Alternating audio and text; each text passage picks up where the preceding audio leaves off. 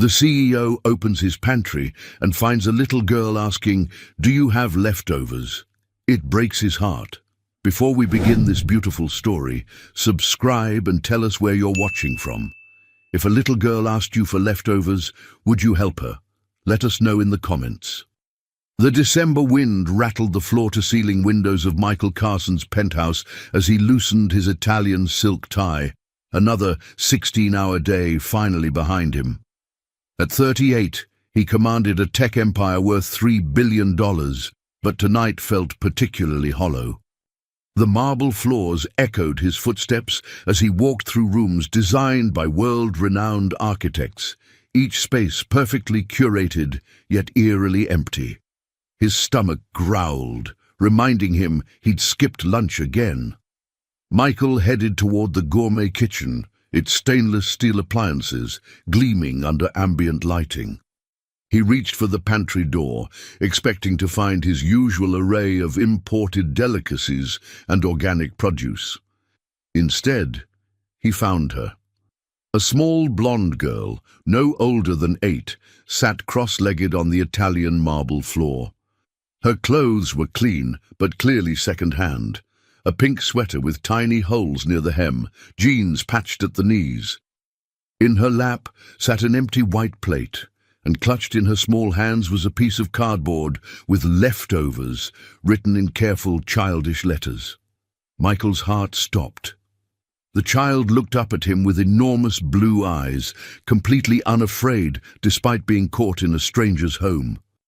Around her, shelves groaned under the weight of expensive foods, artisanal cheeses, imported crackers, organic fruits, gourmet preserves.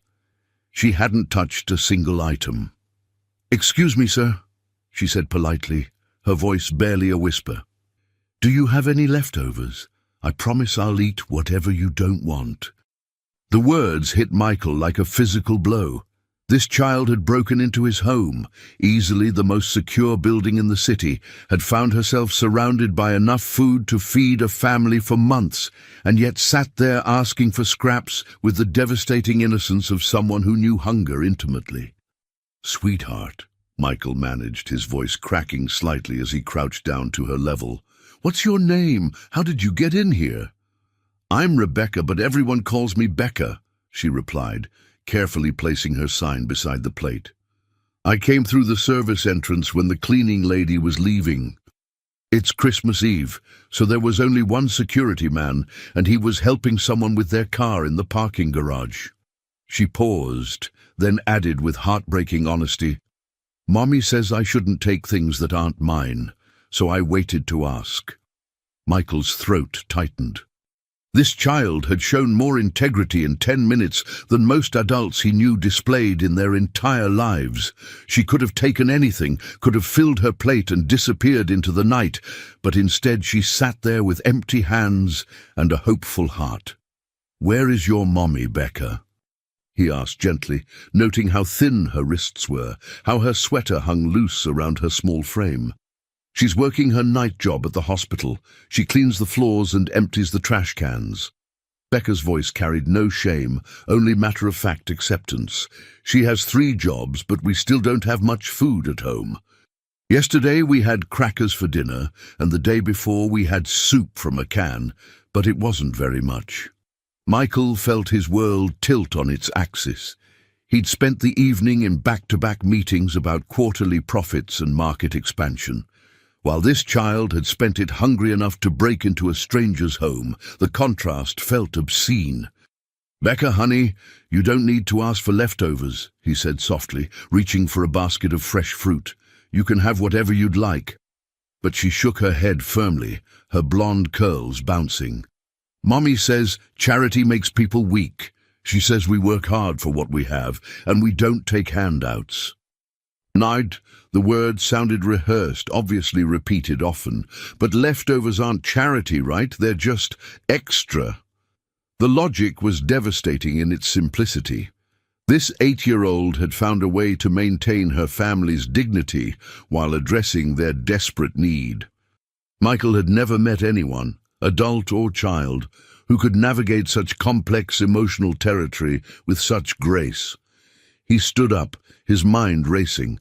In his kitchen, he had a refrigerator full of gourmet meals prepared by his private chef, meals he often forgot to eat as he worked late into the night. Tomorrow, most would be thrown away to make room for fresh preparations. "Actually, Becca, I do have leftovers," he said, moving toward the refrigerator. "Quite a lot, actually. Would you like to take some home to your mommy?" Her face lit up like Christmas morning. "Really? You're not just saying that to be nice?" "I'm really not," Michael assured her, pulling out containers of braised lamb, roasted vegetables, fresh bread, and homemade soup. "In fact, you'd be doing me a favor. I hate seeing good food go to waste." As he packed the meals into grocery bags, Becca chattered about her day at school, about how she'd learned to write in cursive, about the book she was reading about a girl who lived in a garden. Her intelligence was obvious.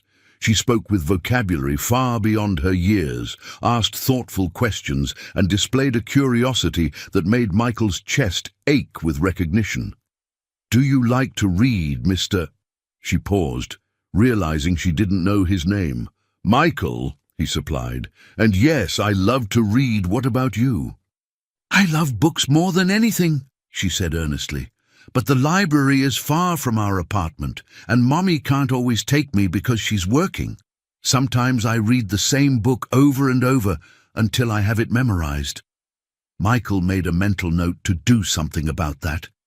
As he finished packing the food, Becca carefully folded her cardboard sign and tucked it into her pocket.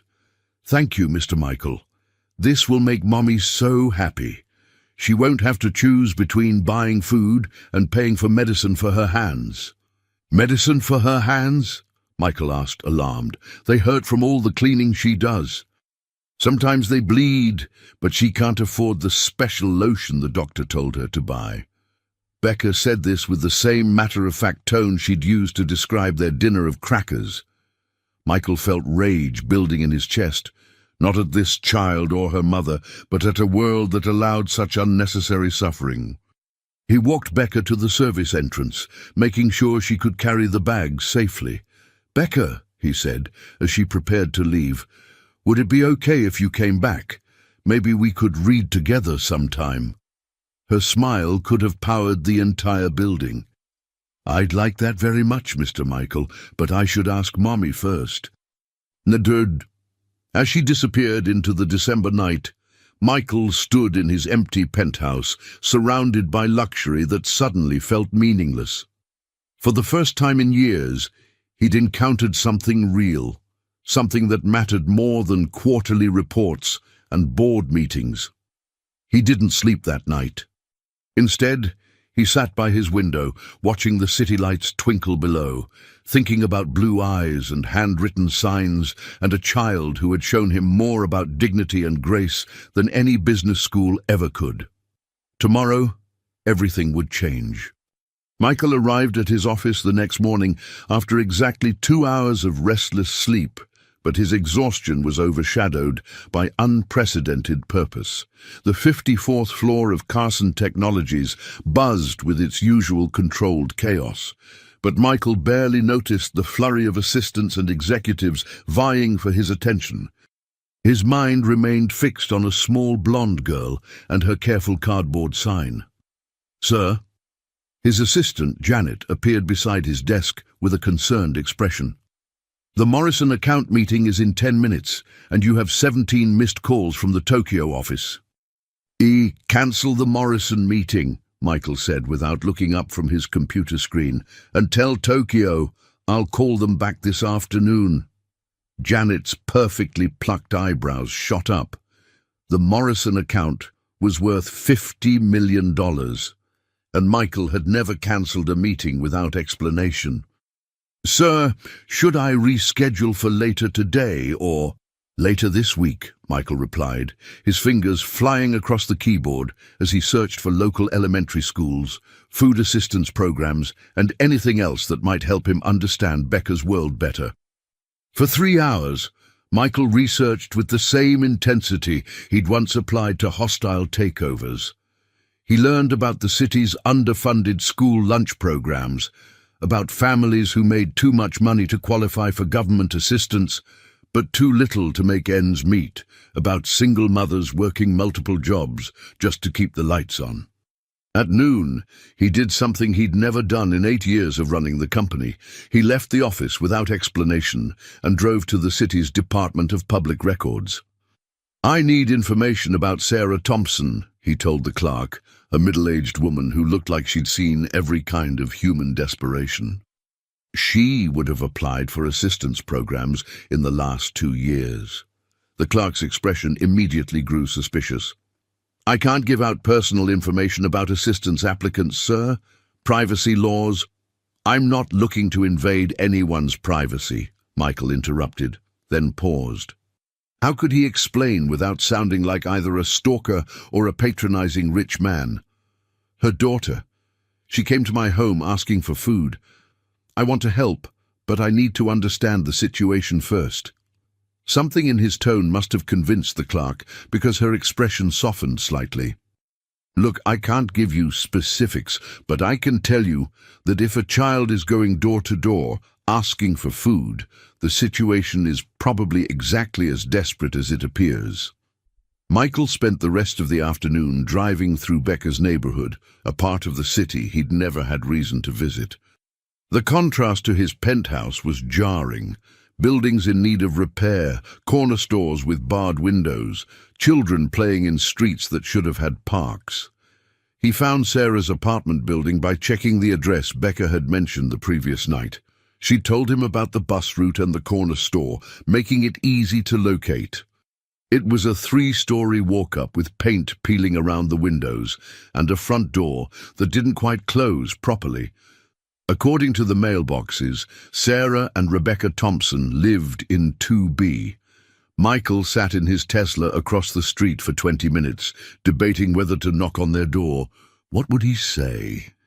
How do you approach a mother to tell her that her 8-year-old broke into your home begging for scraps? The decision was made for him when he spotted a familiar blonde head bouncing down the street. Becca was walking home from the school bus stop, her small backpack looking enormous on her tiny frame. Behind her, about half a block away, he could see Sarah walking home from her day shift, clearly keeping her daughter in sight while giving her some independence. She moved with purpose despite her size, nodding politely to neighbors, carefully avoiding puddles that might damage her worn sneakers. Michael got out of his car and crossed the street. "Becca?" She looked up, and her face broke into the same radiant smile from the night before. "Mr. Michael, what are you doing here?" "I was hoping to meet your mother," he said honestly. "I'd like to talk to her about last night." Becca's smile faltered slightly. "Are you going to tell her I broke into your house? She'll be really upset. She taught me never to go into places without permission." "No, sweetheart, I'm not going to get you in trouble." Michael knelt down to her level. "I just want to make sure you and your mummy are okay." "We're fine," Becca replied with the same matter-of-fact tone she'd used the night before. "Mommy says we're always fine as long as we have each other." As if summoned by their conversation, a woman appeared at the top of the street, walking quickly despite the obvious exhaustion in her posture. Even from a distance, Michael could see the family resemblance. The same blonde hair, the same determined set to her shoulders. Sarah Thompson was beautiful in a way that had nothing to do with designer clothes or professional styling. Her beauty came from strength, from intelligence, from the kind of dignity that can't be bought or taught. She wore scrubs under an old winter coat, and her hands, even from across the street, showed the signs of hard physical labor. "Becca!" Sarah called, concern evident in her voice as she noticed her daughter talking to a stranger. "Honey, come here, please." Michael straightened as Sarah approached, her protective instincts clearly on high alert. Up close, he could see the exhaustion around her eyes, the thin line of her mouth that spoke of constant worry, the way she positioned herself slightly in front of Becca. "Mom, this is Mr. Michael," Becca announced cheerfully. "He's the one who gave us the leftovers last night." Sarah's face went through a series of expressions: confusion, realization, and then something that looked like mortification. "Oh, God," she whispered. "Becca, what did you do?" "I just asked for leftovers like you said was okay," Becca replied, clearly not understanding why her mother looked upset. "He was really nice, and he gave us so much food. We ate like kings last night." Sarah looked at Michael with a mixture of gratitude and shame that made his chest tight. "I'm so sorry," she said quickly. "I don't know how she got into your building, but I promise this won't happen again." "We'll pay you back for the food somehow. Please don't apologize," Michael interrupted gently. "And you don't owe me anything. Your daughter showed more integrity in 10 minutes than most people show in a lifetime." Sarah's eyes searched his face, clearly trying to determine if he was being sincere or patronizing. Michael got the impression she'd dealt with plenty of both. "I'm Sarah Thompson," she said finally, extending a hand that was rough from work but held steady. "And while I appreciate your kindness, we don't accept charity." "It wasn't charity," Michael replied, shaking her hand and noting the strength in her grip. "It was leftovers, exactly like Becca said, food that would have been thrown away." "Nothing in your refrigerator was leftover," Sarah said with a slight smile that didn't reach her eyes. "I may be poor, Mr. Carson." "Michael Carson." Sarah's expression shifted as recognition dawned. "As in Carson Technologies, the billionaire Michael Carson?" Michael nodded reluctantly. He'd hoped to keep his wealth out of the conversation, at least initially. "Well," Sarah said, her voice taking on a cooler tone, "that explains the penthouse and the gourmet food. I should have known Becca had wandered into some rich person's charity case." "It's not like that," Michael said quickly, but Sarah was already reaching for Becca's hand. "Come on, baby, let's go upstairs." "But Mom," Becca protested. "Mr. Michael was really nice. He said maybe we could read together sometime." Sarah's protective instincts flared. "Becca, you can't just invite yourself to strangers' houses to read." Actually," Michael said carefully, "I was hoping to invite both of you to dinner. Nothing fancy, just. I'd like the chance to explain." Sarah studied his face for a long moment. Michael found himself holding his breath, recognizing that this moment would determine whether he'd ever see Becca again. "One dinner," Sarah said finally. "But we pay our own way." Michael wanted to argue, but something in Sarah's expression told him that accepting her terms was the only way forward. "There's a small cafe about 6 blocks from here. Nothing expensive, just good food." "Luigi's," Sarah said with the first genuine smile he'd seen from her. "Becca loves their breadsticks." As they walked toward the cafe, Becca chattering between them about her school day, Michael found himself studying Sarah from the corner of his eye. There was something about her that he couldn't quite place. An intelligence in her conversation, a way of observing details that suggested depths he hadn't yet discovered. At Luigi's, a neighborhood Italian place with checkered tablecloths and the kind of warmth that can't be manufactured, they found a corner booth. Becca immediately began working on the complimentary crayons and coloring sheet, leaving the adults to navigate the careful dance of getting to know each other. "So," Sarah said, breaking off a piece of breadstick, "what does a billionaire CEO want with a single mother and her daughter?" The question was direct, but not hostile. Michael appreciated her straightforwardness. "Honestly, I don't know yet," he admitted. "Last night changed something for me. Becca made me see things differently." "How so?" Michael chose his words carefully. "I've spent 15 years building an empire, surrounding myself with luxury, making more money than I could spend in 10 lifetimes. But I've never met anyone who understood true value the way your daughter does." Sarah's expression softened slightly. "She's special, always has been. Sometimes I think she's too good for this world." "Tell me about her father," Michael said gently. Pain flickered across Sarah's features. "David died 2 years ago. Car accident on his way home from work. He was a good man, funny, kind, devoted to Becca. We didn't have much money, but we were happy. I'm sorry. Thank you. Sarah watched Becca color, love evident in every line of her face. After David died, I had to make some hard choices. His life insurance barely covered the funeral costs, and I had to find a way to support us both. I'm working 3 jobs now, but it's still not enough. What kind of work did you do before? Sarah hesitated, then seemed to make a decision. I was a graphic designer, freelance mostly, small businesses, some corporate contracts. But after David died, I couldn't afford childcare for the hours I needed to work, and clients want immediate turnaround. I had to take jobs with more predictable schedules. So you're cleaning floors and working nights? I'm taking care of my daughter, Sarah corrected firmly. Whatever it takes. Michael felt something shift in his chest, a recognition of strength that humbled him. Sarah, what if I told you I might have freelance design work available? Something you could do from home, on your own schedule. A suspicion immediately returned to her eyes. I'd say that sounds too convenient to be real. It's not charity, Michael said quickly. My company actually does need design work. We're launching a new public initiative next quarter, and our current team is overwhelmed. Sarah studied his face for a long moment. What kind of initiative? Educational technology. We're developing apps and programs to help underprivileged kids access quality learning resources. Something flickered in Sarah's expression. Interest, maybe even excitement. I've always believed technology could level the playing field for kids like Becca. Then you'd be perfect for the project.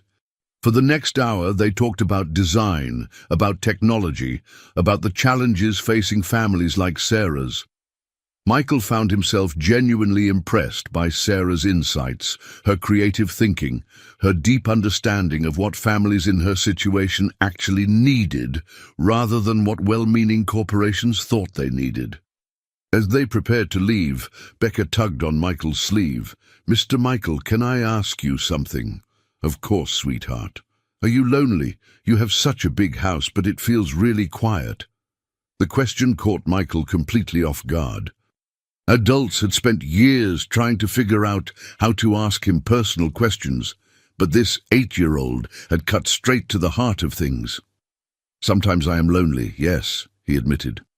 Becca nodded solemnly. Me and Mommy get lonely sometimes too, even though we have each other. Maybe we could all be less lonely together. As they walked back towards Sarah's apartment building, Michael felt something he hadn't experienced in years. Hope. Not the hope that came with closing a business deal or achieving a professional goal, but the deeper hope that came with human connection. He didn't know what the future held, but for the first time in longer than he could remember, he was excited to find out. 3 weeks into their unlikely friendship, Michael found himself completely reorganizing his life around an 8-year-old's schedule. Tuesday and Thursday evenings were now dedicated to reading time with Becca, while Sarah worked on design projects in his home office. Saturdays had become grocery shopping expeditions where Becca helped him pick out real food instead of his usual imported delicacies. It was during one of these Saturday trips that Michael first noticed they were being watched. Mr. Michael, why is that man taking pictures of us? Becca asked, tugging on his coat sleeve as they stood in the produce section of Thompson's Market, a small grocery store in Sarah's neighborhood. Michael followed her gaze and spotted a man with a telephoto lens partially hidden behind a display of oranges. His blood chilled. As a prominent businessman, he was no stranger to paparazzi, but they'd never followed him to a neighborhood grocery store before. Just ignore him, sweetheart, Michael said, steering Becca toward the checkout. But his mind was racing. If photos of him shopping with Becca hit the tabloids, the speculation would be inevitable and damaging. That evening, as Sarah worked on logo designs for the educational initiative, Michael broached the subject carefully. Sarah, I need to tell you something about my public profile, he began, settling into the chair across from her in his office. She looked up from her tablet, immediately alert to his serious tone. "What kind of something?" "I'm not just successful, I'm visible, very visible. And lately there have been photographers following me around." "Following you where?" "To the grocery store, to Luigi's, here." Michael ran a hand through his hair. "If they publish photos of me with Becca, people will make assumptions. They'll create stories that aren't true." Sarah's expression darkened. "What kind of stories?" "The kind that sell magazines. They won't care about the truth. They'll create whatever narrative gets the most attention." "And what narrative would that be?" Sarah asked, though from her tone, Michael suspected she already knew. "Rich man, single mother, cute child. They'll either paint you as a gold digger or me as someone with inappropriate intentions." The words tasted bitter in his mouth. Sarah was quiet for a long moment, her fingers still gripping the stylus. "So, what are you saying? That we need to stop seeing each other?" "No," Michael said quickly. "I'm saying we need to be careful. Maybe meet at different places, vary our routine, hide," Sarah said flatly. "I prefer to think of it as being discreet." Sarah set down her tablet and looked at him directly. "Michael, I appreciate everything you've done for us. The work, the friendship, the way you've been with Becca. But I won't live my life hiding in shadows, because some people might think poorly of a poor woman spending time with a rich man." "It's not about what people think of you, isn't it?" Sarah stood up, pacing to the window. "You're worried about your reputation, about how it looks for Michael Carson to be slumming it with the cleaning lady.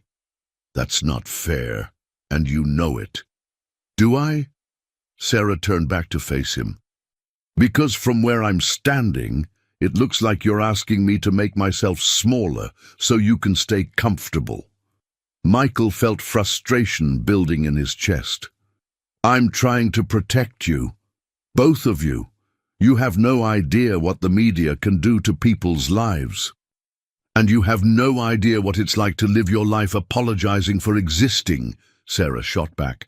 "I've spent 2 years working myself to the bone, taking whatever jobs I could find, watching my daughter grow up too fast because we don't have choices. For the first time in months, Becca has been genuinely happy. She talks about you constantly, lights up every time we come here. And you want me to explain to her that we have to sneak around now because someone might take our picture." The argument was interrupted by a small voice from the doorway. "Why are you fighting?" Both adults turned to see Becca standing in the entrance to the office, her face crumpled with worry. She'd been reading in the living room while they worked, and their raised voices had obviously carried. "We're not fighting, baby," Sarah said quickly, moving to kneel beside her daughter. "We're just discussing something." "It sounds like fighting," Becca said solemnly. "Are you mad at Mr. Michael?" Sarah glanced back at Michael, and he could see the conflict in her eyes, her protective instincts warring with her desire not to hurt her daughter. "Sometimes adults disagree about things," Michael said gently, joining them. "But that doesn't mean we stop caring about each other." "Are we still going to read tomorrow?" Becca asked, her voice small. Michael looked at Sarah, knowing that his answer would determine the future of all their relationships. "That depends on your mom." Sarah was quiet for a long moment, studying her daughter's face. Finally, she sighed. "Yes, sweetheart, we're still going to read tomorrow." That night, after Sarah and Becca had gone home, Michael stood in his empty penthouse trying to understand what had just happened.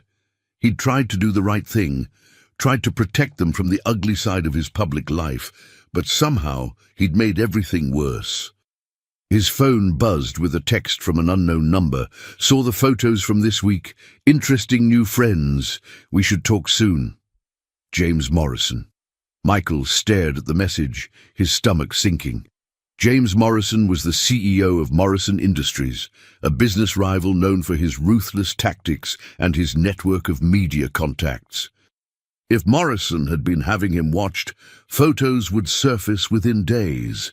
3 days later brought confirmation of his worst fears. "Billionaire's secret family," screamed the headline across the front page of 3 different tabloids. The photos were grainy, but clear enough.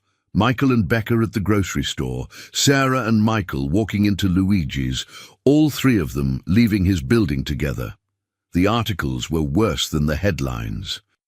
Speculation about secret relationships, questions about Becca's paternity, insinuations about Sarah's motives, everything Michael had feared and more. Michael's assistant fielded 17 calls from reporters before 9 a.m. His board of directors requested an emergency meeting. His mother called from Florida, demanding explanations. But the call that mattered most came at 10:30. "Michael?" Sarah's voice was tight with controlled emotion. "We need to talk." They met at a small park halfway between their neighborhoods, away from cameras and curious eyes. Becca was at school, giving them privacy to address the crisis. "I've seen the papers," Sarah said without preamble. "All of them. Sarah, I'm so sorry. I knew this might happen, but I never imagined it would be this ugly." "They're calling me a prostitute," Sarah said flatly. "They're questioning whether Becca is your daughter. One article suggested that I seduced you to get money for my troubled child." Michael felt sick. "None of that is true." "Everyone who matters knows it's not true." "Do they?" Sarah pulled out her phone, showing him a screenshot. "Because I got fired from my hospital job this morning. Apparently, my questionable associations make me unsuitable for working around vulnerable patients." The words hit Michael like a physical blow. "Sarah, no. We can fight this. With what? My team of high-powered lawyers." Sarah's laugh held no humor. "Michael, I can't afford to fight this. I have a daughter to think about." "So, what are you saying?" Sarah was quiet for a moment, watching a group of children play on the swings. "I'm saying that maybe you were right about being careful. Maybe we moved too fast, got too comfortable. You want to stop seeing each other. I want to protect my daughter." Sarah's voice broke slightly. "This morning, Becca asked me why the mean people on TV were saying bad things about us. She wanted to know if she did something wrong. An 8-year-old shouldn't have to deal with that." Michael felt his world tilting. There has to be another way. Is there? Because from where I'm sitting, the only way this stops is if we stop. They sat in silence for several minutes, both lost in their own thoughts. Finally, Michael spoke. "What if I hired you officially, full-time with benefits, working from home? It would give you financial security and legitimize our professional relationship." Sarah shook her head. "That just feeds the narrative that I'm using you. Besides, one job isn't enough to undo the damage. I need 3 sources of income to make rent, remember? Then I'll make sure the salary covers everything." "Ooh, and then I really would be a kept woman, wouldn't I?" Michael realized with growing despair that every solution he offered only confirmed Sarah's worst fears about their relationship. In trying to help, he was inadvertently proving the media's point. "Sarah, I care about you. Both of you. This isn't just charity or guilt. You've become important to me." "I know," Sarah said softly. "That's what makes this so hard." A week later, Michael found himself back where it all started, standing in his empty pantry, staring at the spot where he'd first found Becca. The shelves were full again, stocked with expensive ingredients he had no appetite for. Sarah had taken Becca to stay with her sister temporarily while maintaining their apartment lease.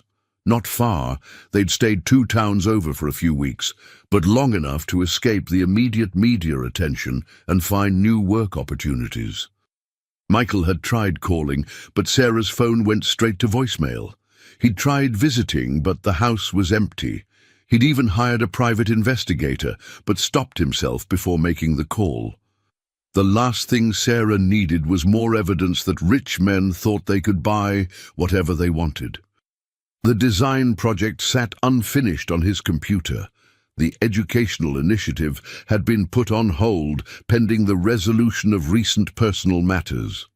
Everything he'd built with Sarah and Becca had crumbled in the span of a week.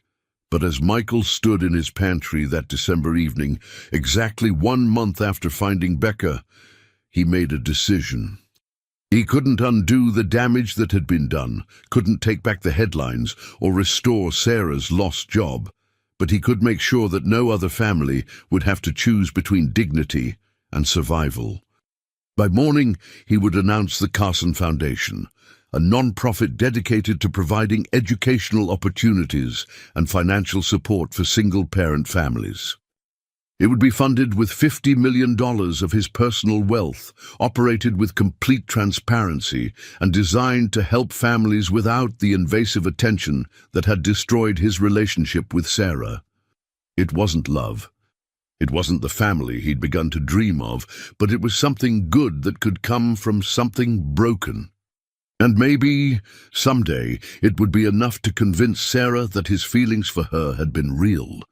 6 months after Sarah and Becca had temporarily relocated to escape the media storm, Michael Carson stood before the largest corporate board meeting of his career, about to announce the most ambitious philanthropic venture in Carson Technology's history. The Carson Foundation would launch with $100 million, double his original plan, and would fundamentally change how his company approached social responsibility.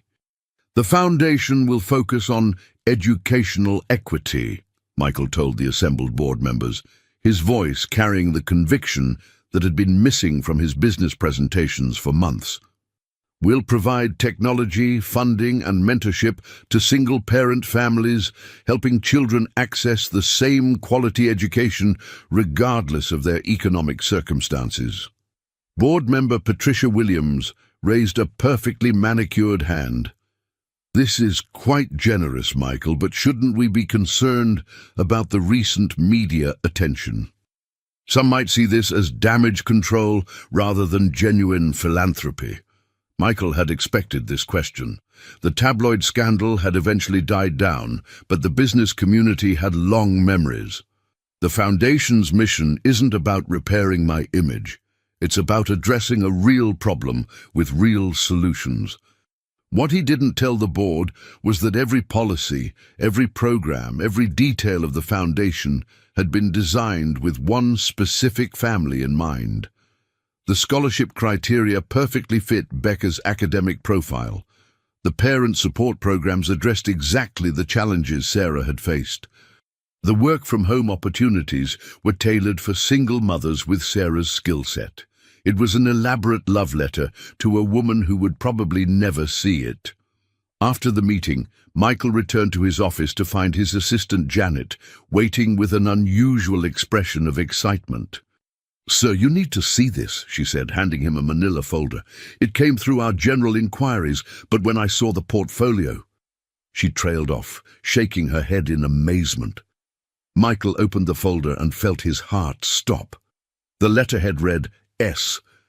Mitchell Design, clearly a new business name, but the work inside was unmistakably Sarah's. Her portfolio had expanded dramatically since he'd last seen it, showcasing designs that were nothing short of revolutionary. She'd created an entire visual identity system for educational technology that was brilliant, innovative, and exactly what his company had been struggling to develop for the past 6 months. Her understanding of how to make complex technology accessible to children was intuitive and sophisticated, light years beyond anything his current design team had produced. At the bottom of the folder was a business card with a local address and phone number. Michael stared at the card for 10 minutes, his heart racing. Sarah was back in the city. She was freelancing again, and somehow, impossibly, she had submitted work to his company without knowing he was the CEO. His hands shook as he reached for the phone. "Carson Technologies, this is Michael Carson," he said, when a familiar voice answered. The silence on the other end stretched so long that Michael wondered if the call had been disconnected. Finally, Sarah spoke. "I should have researched the company more thoroughly," she said, her voice carefully neutral. "Sarah, please don't hang up." I'm not going to hang up. I'm a professional and you called about business. The formality in her tone hurt more than anger would have. Your portfolio is incredible. The education tech concepts are exactly what we've been looking for. Thank you. However, given our history, I think it would be better if I withdrew my proposal and recommended another designer. Don't do that. The desperation in Michael's voice surprised them both. Sarah, this isn't about us. This work is too important, too perfect for the project. The kids who will benefit from this design deserve your talent, regardless of what happened between us. Another long pause. What exactly are you offering? A 6-month contract to develop the complete visual identity for our educational initiative. The pay is... Michael named a figure that was more than Sarah had made in her best year as a freelancer. That's too much, Sarah said immediately. It's exactly what the work is worth, maybe less. Michael, I can't... This isn't charity, Sarah. It's business. I'll send you the project specifications, and you can decide if you want to work on it. If you do, we'll meet in my office like any other professional engagement. If you don't, I'll understand. After Sarah hung up, Michael sat in his office staring out at the city skyline, hardly daring to hope. For the first time in months, the future felt like it might hold something other than regret. 3 days later, Sarah Thompson walked into Carson Technologies wearing a navy blue dress suit that transformed her from the exhausted single mother he remembered into the consummate professional she'd always been capable of being. Her hair was styled in a sleek bun, her portfolio case was leather and expensive, and her handshake was firm and confident. "Mr. Carson," she said formally, "thank you for considering my proposal." "Ms. Mitchell," he replied, playing along with her professional persona. "Please, have a seat." For the next 2 hours, they discussed the project with the kind of focused intensity Michael had always loved about business meetings. Sarah's insights were brilliant, her questions thoughtful, her creative vision exactly what the initiative needed. She'd clearly spent considerable time researching not just the technical requirements, but the psychological and educational theories behind effective learning tools. "One thing I want to clarify," Sarah said as their meeting wound down. "Where is Becca during all this?" Michael's carefully maintained professional demeanor cracked slightly. "How is she?" "She's good, really good. She's at a new school now, and she's thriving academically. She made friends quickly." Sarah paused. "She asks about you sometimes." "What do you tell her?" "That you're busy with your important work, but that you think about her too." Michael felt his throat tighten. "I do think about her, every day." "I know." Sarah's professional mask slipped for just a moment, revealing something softer underneath. "She's at my sister's house during the day while I work. Safe, supervised, happy." "I'm glad." They scheduled weekly progress meetings, and over the following month, Michael watched Sarah transform the entire vision for his educational initiative. Her designs weren't just beautiful, they were intuitive, engaging, and demonstrated a deep understanding of how children actually learned. But more than that, he got to watch Sarah step into her professional power in a way she'd never had the opportunity to do before. Her confidence grew with each presentation, her creative voice became stronger, and her business instincts proved to be formidable.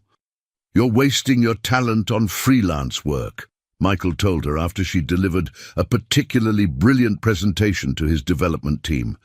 "You should be running your own design agency." "Agencies require capital, office space, employees," Sarah replied pragmatically. "Single mothers don't get small business loans very easily." "What if you had a silent partner, someone who could provide startup capital in exchange for a percentage of the business?" Sarah's expression immediately became wary. "Michael, not me," he said quickly. "I know someone who specializes in investing in women-owned businesses. Dr. Catherine Chen. She runs a venture capital firm focused specifically on supporting female entrepreneurs. I could make an introduction. Why would you do that? Because you're brilliant, and the world needs more brilliant people running businesses instead of just working for them. That evening, as Michael reviewed Sarah's latest designs, his assistant knocked on his office door. "Sir, there's a problem. James Morrison is here to see you, and he's not alone."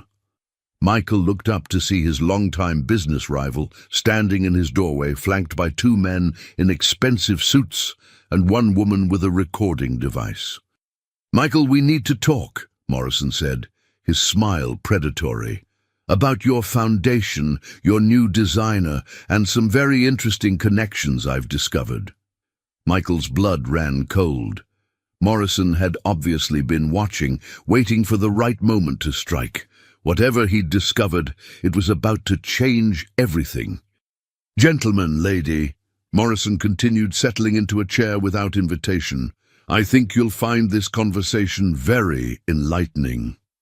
Michael kept his expression neutral as Morrison settled into the chair across from his desk, but internally, alarms were blaring. James Morrison never made social calls, and the presence of lawyers and a journalist suggested this was either blackmail or corporate warfare. "What can I do for you, James?" Michael asked, his voice deliberately calm. Morrison smiled like a shark sensing blood. "It's what I can do for you, old friend. See, I've been following the Carson Foundation's progress with great interest. Quite a coincidence that your new star designer happens to be the same woman from those unfortunate tabloid photos last year. Ms. Mitchell was hired based solely on the quality of her work," Michael replied evenly. "Of course she was." Morrison pulled out a tablet and swiped to what appeared to be financial records and foundation documents. "Though I find it fascinating that the foundation's scholarship criteria are so specific, my contacts at the Department of Education were quite helpful in providing the public filing documents. Almost as if they were designed for one particular child." Michael felt his jaw tighten, but said nothing. "Here's what's going to happen," Morrison continued, leaning forward. "My company has been developing a competing educational platform, but we've been lacking a certain visual sophistication. I'd like to offer Ms.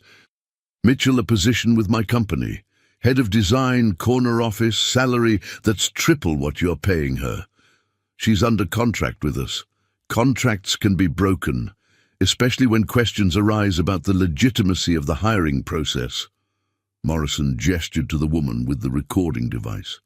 "This is Rebecca Hartwell from Tech Industry Weekly. She's been investigating some very interesting patterns in your foundation's operations." The journalist leaned forward. "Mr. Carson, can you comment on allegations that the Carson Foundation is essentially an elaborate personal charity designed to benefit one specific family?" "The foundation serves hundreds of families," Michael replied, but he could see where this was heading. Morrison laughed. "Come now, Michael. We both know that's not entirely accurate. The foundation has approved exactly 12 applications in 6 months, and every single one happens to fit the exact profile of families in Ms. Mitchell's demographic. Single mothers, children aged 7 to 10, specific income brackets. It's almost like you had one family in mind when you wrote the criteria." Michael realized with growing horror that Morrison had done his homework. The foundation was legitimate and did help real families, but Morrison was right about the suspicious specificity of the criteria. "Here's my offer," Morrison continued. "Ms. Mitchell comes to work for me, and I forget about this interesting conversation. She stays with you, and tomorrow's headline will be 'Billionaire Creates Fake Charity to Win Back Secret Girlfriend.' That's extortion. That's business. You have 24 hours to convince her to take my offer." Indeed, after Morrison and his entourage left, Michael sat in his office staring at his phone, paralyzed by the impossible choice before him. If he warned Sarah about Morrison's ultimatum, He'd have to explain the Foundation's true purpose, which would confirm every suspicion she'd ever had about his motives. If he didn't warn her, she'd be blindsided by an offer designed to destroy their professional relationship. His phone buzzed with a text from Sarah. "Emergency meeting tomorrow morning. Found something you need to see immediately." Michael barely slept that night, his mind racing through scenarios, none of which ended well. He arrived at his office the next morning to find Sarah already waiting, her face grim with determination. "Michael, we need to talk about Morrison Industries," she said without preamble. "Sarah, there's something I need to tell you first." "No, you need to listen." Sarah pulled out her laptop and opened a file. "Yesterday, Morrison's people approached me with a job offer, a very generous job offer." Michael's heart sank. "Did you accept?" "I turned them down, obviously, but something about the whole thing felt off, so I did some research." Sarah's eyes were bright with anger. "Do you know what Morrison Industries' education platform actually does?" "I assumed it was similar to ours." "It's data mining. They're targeting low-income children and families, collecting personal information under the guise of educational assessment, and selling that data to marketing companies." Sarah's voice was shaking with fury. "They're literally profiting off the desperation of families like mine." Michael stared at her laptop screen, seeing financial documents, user agreements, and data collection protocols that painted a damning picture of Morrison's true business model. "There's more," Sarah continued. "I reached out to 3 families who beta tested Morrison's platform. All of them reported being bombarded with predatory advertising afterward. Payday loans, rent-to-own furniture, credit cards with horrible terms. They're using educational software to identify and target vulnerable families." Michael felt sick. "Sarah, Morrison was here yesterday. He knows about us, about the Foundation. He's threatening to go public unless you take his job offer." "Let him." Sarah's response surprised Michael with its vehemence. "Because I found something else in my research." She opened another file, this one containing what appeared to be internal Morrison Industries communications. "Morrison isn't just trying to steal me from you," Sarah said. "He's planning to destroy Carson Technologies entirely. He's been systematically sabotaging your business relationships, spreading rumors about your financial stability, and positioning himself to buy out your company at a fraction of its value." Michael scanned the documents, his anger building with each revelation. Morrison had been playing a long game, using the tabloid scandal as just the opening move in a comprehensive attack on Michael's empire. "How did you get these documents?" Sarah smiled grimly. "Morrison's head of security has a gambling problem. He's been selling information to pay off debts. It took me 3 days and $2,000, but I now have everything Morrison doesn't want you to see." "Sarah, this is incredibly dangerous. If Morrison finds out you have these—" "He won't, because we're going to give him exactly what he wants." Sarah's eyes were blazing with determination. "I'm going to take his job offer." "Absolutely not. Michael, listen to me. Morrison thinks he's won, which means he'll get careless. If I'm inside his organization, I can gather evidence of the data mining operation and the corporate sabotage. We can take him down and protect the families he's targeting. I've already spoken with Agent Chen from the FBI. They need someone with legitimate access to his files. You'd be walking into a trap. Morrison isn't just unethical. He's dangerous." "I know. That's why I need you to trust me." Michael stared at the woman who had transformed from a desperate single mother into a corporate strategist capable of outmaneuvering one of the most ruthless businessmen in the city. The courage in her eyes reminded him of Becca asking for leftovers instead of stealing food. "What do you need from me?" For the next 6 hours, they planned the most elaborate corporate sting operation Michael had ever been part of. Sarah would accept Morrison's offer and gather evidence from the inside, while Michael used his business connections to build a case against Morrison Industries.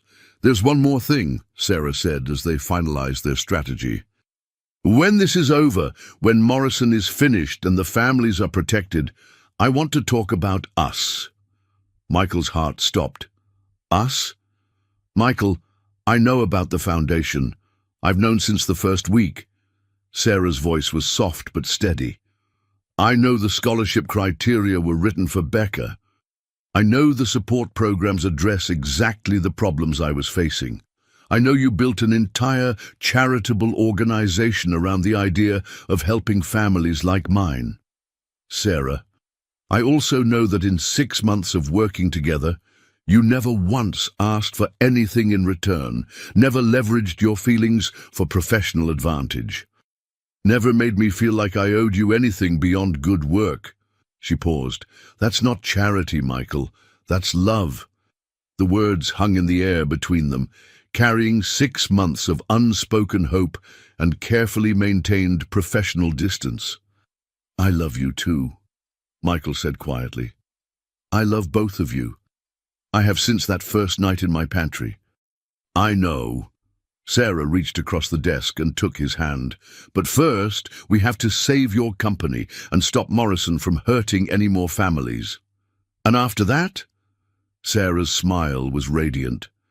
"After that, we figure out what our future looks like." As Sarah prepared to walk into Morrison's trap, Michael felt something he hadn't experienced since his parents' death 15 years earlier. He had a family worth fighting for. The war was just beginning, but for the first time since Morrison had entered his office, Michael believed they could win. 3 weeks into Sarah's undercover operation at Morrison Industries, Michael was living on coffee and adrenaline, coordinating with federal investigators while maintaining the pretense that his company was slowly crumbling under Morrison's sabotage. Every day that Sarah spent inside Morrison's organization was another day she was at risk of discovery. The evidence she'd been gathering painted an even more horrifying picture than they'd initially suspected. Morrison wasn't just mining data from low-income families. He was actively targeting children of single mothers, collecting psychological profiles and selling the information to companies that specialized in exploiting family desperation. "He's got files on over 10,000 kids," Sarah reported during one of their carefully orchestrated meetings in a downtown parking garage. Complete profiles, family financial stress levels, parental work schedules, academic vulnerabilities. He's literally created a marketplace for targeting vulnerable children. Michael felt sick. "How much more evidence do we need?" "The FBI wants documentation of money changing hands. Morrison's paranoid enough to handle the biggest transactions personally, which means I need access to his private office." "Absolutely not.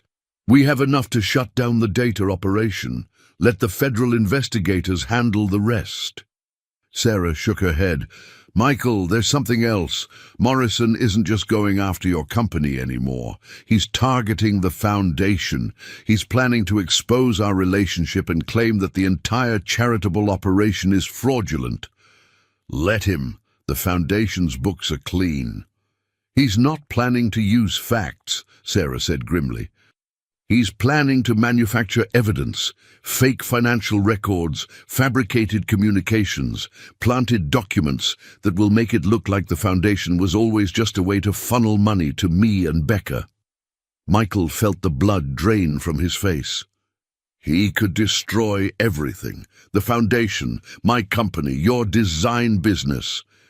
Not if we stop him first."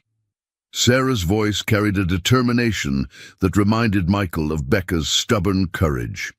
"Tomorrow night, Morrison is hosting his annual investor gala. He'll be distracted and I'll have access to his private files." "It's too dangerous. Michael, if we don't stop him now, Morrison wins everything. He destroys your company, frames the foundation as a fraud, and continues exploiting families like mine for profit." Sarah's eyes were blazing. "I won't let him hurt another child the way he was planning to hurt Becca." The next evening, Michael attended Morrison's gala as a legitimate business rival, playing the role of the defeated competitor, making a last-ditch effort to salvage professional relationships. The ballroom glittered with influential guests who had no idea they were attending what would become Morrison's final public appearance as a free man. At exactly 9:30 p.m., Michael received a text from Sarah. "In position. Start your distraction." Michael approached Morrison at the center of the ballroom, surrounded by potential investors. "James, congratulations on your success. I think it's time we discuss terms for Carson Technologies." Morrison's smile was triumphant. "Ready to surrender, are we? Let's just say I'm ready to be realistic about my situation."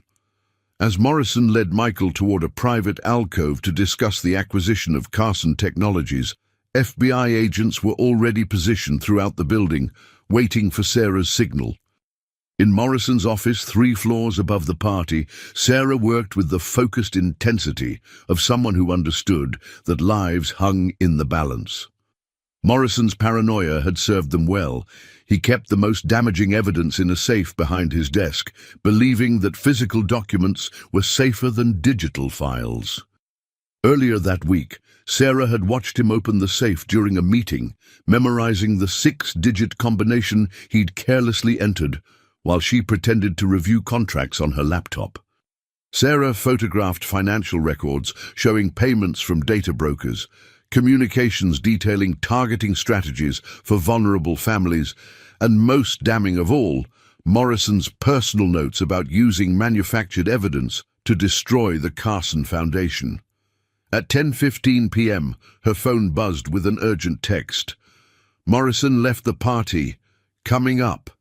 Sarah's heart raced as she gathered the documents and closed the safe. She had perhaps 30 seconds before Morrison reached his office. As she moved toward the door, she heard voices in the hallway, Morrison and his head of security. "Something's wrong," Morrison was saying. "Carson was too eager to surrender. It felt like a performance." Sarah ducked into Morrison's private bathroom just as the office door opened. Through the crack under the door, she could see Morrison moving around his office, clearly agitated. "Sir, should I sweep for surveillance equipment?" the security chief asked. "Yes, check everything, if Carson is planning something." Sarah held her breath as footsteps moved around the office. Her phone vibrated silently with another text from Michael. "FBI in position. Get out now." But escape was impossible. Morrison and his security chief were between her and the exit, methodically checking every corner of the office. Sarah closed her eyes and prepared herself for discovery. Then the fire alarm began blaring. "Sir, we need to evacuate," the security chief shouted over the noise. "This isn't a coincidence," Morrison snapped, but protocol demanded that they leave immediately. As soon as their footsteps receded, Sarah emerged from the bathroom and rushed toward the door.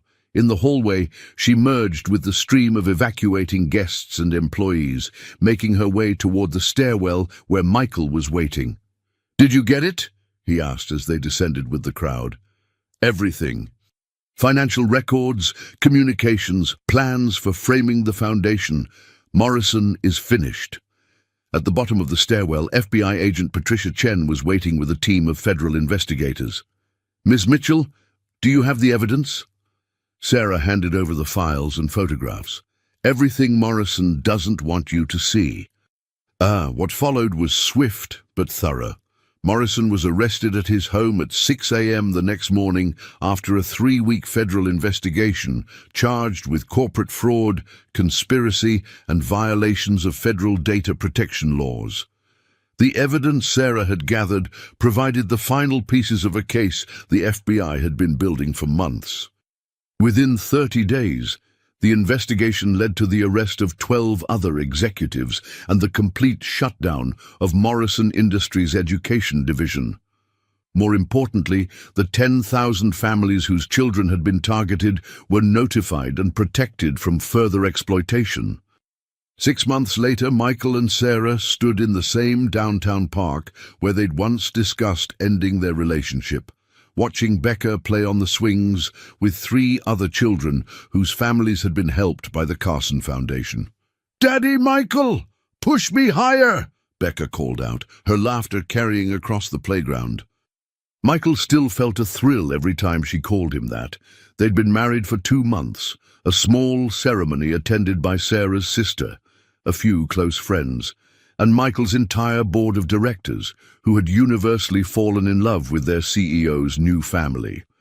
"The Foundation's first annual report comes out next week," Sarah said, leaning against Michael's shoulder as they watched their daughter play. "We've helped over 300 families so far." "Our foundation," Michael corrected gently.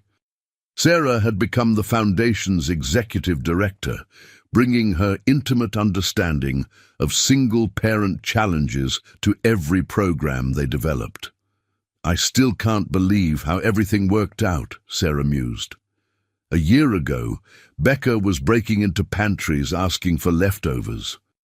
Now she's got a trust fund for college and a father who reads to her every night. "She saved me," Michael said simply. "Both of you did. I spent 15 years building an empire, but I had no idea what I was building it for until I found you." Becca ran toward them, breathless with excitement. "Daddy Michael, Mommy, can we go get ice cream?" Jenny's mom said there's a new place that has 27 flavors. Michael looked at Sarah, who smiled and nodded.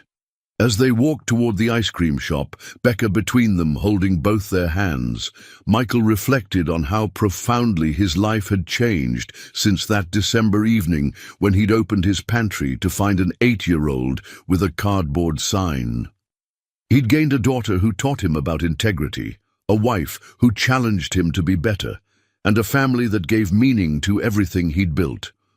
But more than that, he'd learned that the most valuable things in life couldn't be bought or negotiated or acquired through business deals. They had to be given freely, with open hearts and empty hands, the way Becca had offered her trust that first night, the way Sarah had risked everything to save his company, the way love itself always worked when it was real. As they reached the ice cream shop, Becca looked up at him with the same bright blue eyes that had first captured his heart. "Daddy Michael, do you think other kids don't have enough ice cream money?" Michael and Sarah exchanged a look over Becca's head. Their daughter's compassion was as limitless as her curiosity. "Probably some don't, sweetheart," Michael said gently. "Then maybe we should buy extra and give it to kids who don't have ice cream money," Becca suggested, with the same matter-of-fact tone she'd once used to ask for leftovers. Sarah squeezed Michael's hand. "I think that's a wonderful idea."